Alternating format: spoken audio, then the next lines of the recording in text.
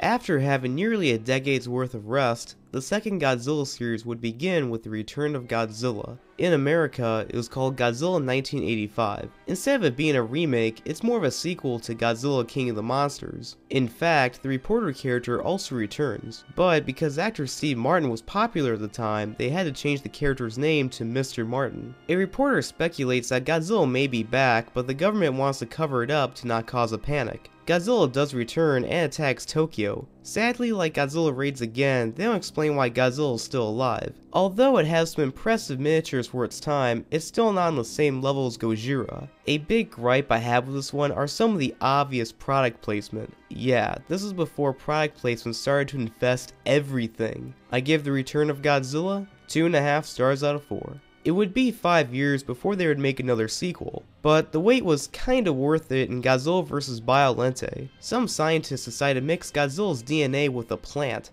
It eventually forms into a giant plant creature named Biollante, and it has a pretty awesome design. Every time I see this movie, I always think back to Mars Attacks.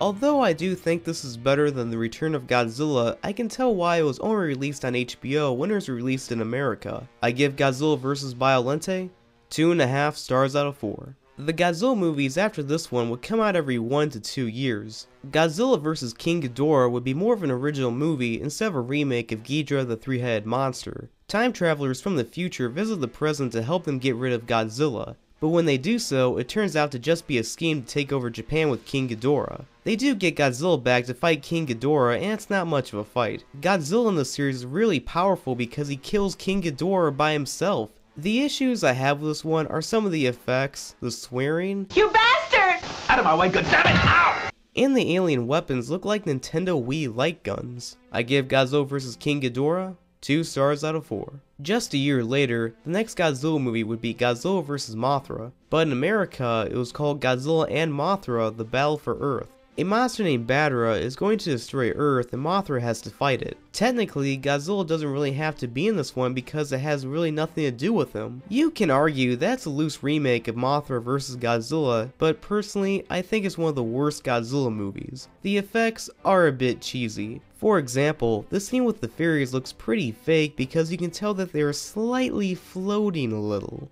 I give Godzilla vs. Mothra 1.5 stars out of 4.